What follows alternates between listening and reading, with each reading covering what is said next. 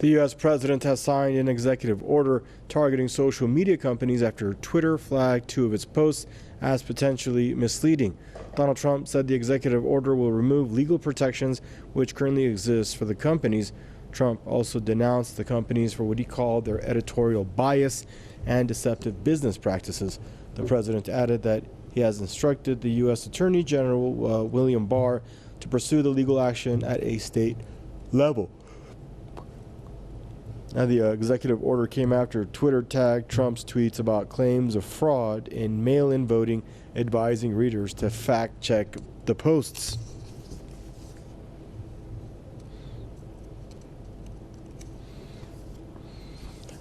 And joining us out of Ontario is Jason Unruhe, political commentator and analyst. Hey, Jay, thanks for joining us back here on PressTV. Hope you're doing well. Your thoughts on Donald Trump's move here, as beefy as with social media platforms? Well, it seems to me that Trump has less of a beef with social media and more of a beef with science, which seems to be contradicting what he's been saying.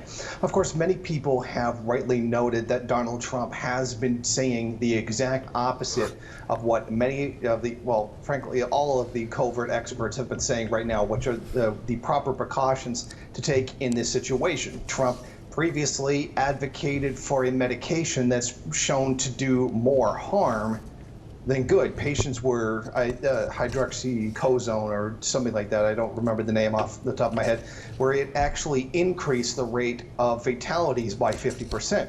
Now, this seems to be just the way that Trump handles. No one is allowed to contradict him in any way, shape, or form. If somebody simply goes out and says something from his administration that is scientifically correct, never mind simply a matter of opinion, Trump immediately gets angry and has that person replaced. He's gone through so many people, through so many positions, simply because of this reason, getting rid of people that disagree with him.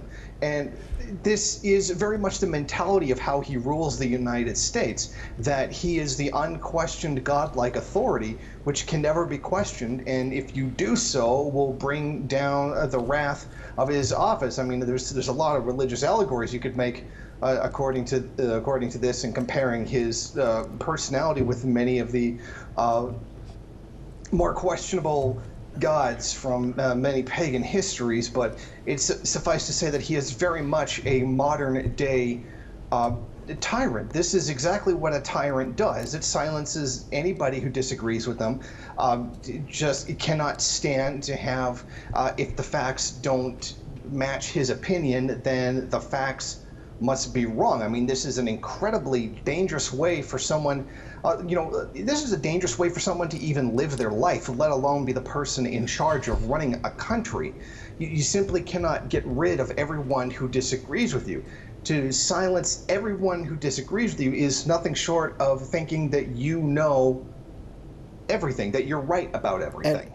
And Jason, no one could possibly be that way. Right, and forget about the madman aspect of Donald Trump and think about the power that he has and that he's actually invoking now to try to curb freedoms and liberties that Americans have enjoyed over the last 300 or 400 years with a stroke of a pen, as we're seeing him do in his attack now on Twitter, and what else that he's done in the past and that he may do in the future before he leaves office. Simply, yes. This is exactly what people of his ilk were screaming that Obama was going to do for 8 years. This is what many people thought George Bush was going to do. But it seems that Donald Trump is the one, despite all of his rhetoric, all through his campaign until now, about the government being crooked, it's evil, it's ripping them off, it's secretly run by communists or all kind of nonsense like that, and that it's a totalitarian government building. He is standing right here saying that. He's openly declaring himself to have the power over the Constitution, despite all his rhetoric and lies about Obama supposedly being born in Kenya and now was a violation of the rules. Here we have him directly writing laws that contradict, the First Amendment, the very first one on the list. Isn't that something? Okay, well, thanks for joining us and for your input there out of Ontario. Mr. Jason Unruhe, political commentator and analyst. Stay safe, Jay.